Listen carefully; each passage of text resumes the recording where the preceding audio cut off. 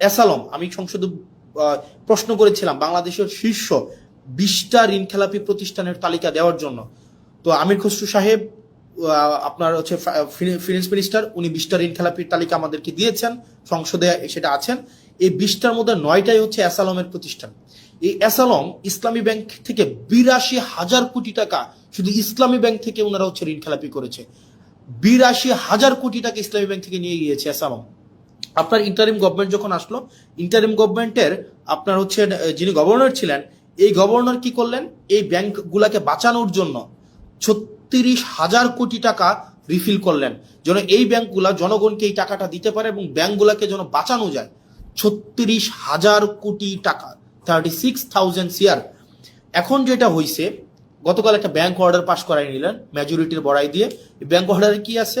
অর্ডারে আছে আপনার আগের যারা মালিক ছিল, যারা ব্যাংকগুলাকে চুরি নষ্ট করেছে, যারা ব্যাংকগুলাকে একদম মানে ধ্বংস করে দিয়েছে বাংলাদেশের অর্থনীতিকে আওয়ামী লীগের সময়, এবং এই ব্যাংকগুলাকে চুরি করে টাকাগুলাকে বিদেশে নিয়ে গিয়েছে, এই ইন্টারিম গভর্নমেন্ট স্ট্রিক্ট আইন করেছিল তাদেরকে কোনোভাবে এই ব্যাংকে ফেরত আনা যাবে না। এই মালিকদেরকে আর ব্যাংক তুলে দেওয়া হবে না, কারণ ভাই তারা ব্যাংকগুলাকে নষ্ট করে দিয়ে জনগণের টাকাগুলাকে বিদেশে পাচার করে দিয়েছে। এই মালিকদের হাতে আর ব্যাংক তুলে দেওয়া যাবে না। অথচ গতকাল সরকার একটা আইন করলো, সেই আইনটা হচ্ছে কি? আইনটা হচ্ছে যদি 7% টাকা ফেরত দেয়, আপনার 36,000 কোটি টাকার 7% যদি ওনারা ফেরত দেয়, তাইলে আবার তাদের কাছে মালিকানা বুঝাই দেওয়া হবে।